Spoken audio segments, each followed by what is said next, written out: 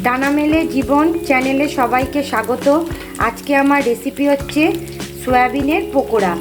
সয়াবিনের পকোড়া করার জন্য আমি 500 গ্রাম সয়াবিন নিয়ে নিয়েছি। সয়াবিনটাকে আমি প্রথমে গরম জলে একটুখানি হালকা গরম করে নিয়েছি যাতে একটু নরম হয়।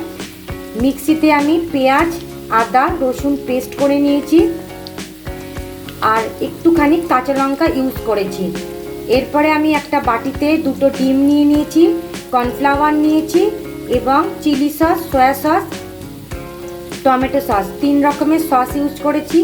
সামান্য একটু হাফ চামচেরও কম খাবার সোডা ইউজ করেছি যাতে একটু সফট ভাবটা থাকে। আর এটা এবার যে সেদ্ধ করা একটু সয়াবিনটা ছিল ওইটাকে আমি ভালো করে এর সাথে মিক্সিং করে নিয়েছি। মিক্সিং করে কড়াইয়ে তেল গরম করতে দিয়ে আমি এগুলোকে কড়াইয়ে ছেড়ে দিয়েছি। দেখো এবার আমার ভাজাটা অনেকটাই হয়ে এসছে। এই দেখো আমি এবার উল্টে দেখাচ্ছি।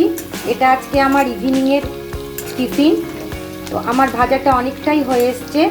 তোমাদের যদি এই রেসিপিটা ভালো লেগে থাকে লাইক করবে, কমেন্ট করবে, শেয়ার করবে এবং নতুন নতুন ভিডিও পাওয়ার জন্য পেজটাকে ফলো করবে। এবার আমি তুলে দেখাই এটা তোমাদের কেমন হয়েছে। আজকে সন্ধ্যেবেলা টিফিন আমার রেডি। দেখো দেখতে কত সুন্দর লাগছে, নিশ্চয়ই খেতেও খুব ভালো হবে। আর তোমরা করার সময় যে যার মতন পরিমাণ মতন নুন ও পরিমাণ মতন ঝালটা দিয়ে দেবে। আজকের মতন ভিডিও এখানেই, বাই। নেক্সট ভিডিওতে দেখা।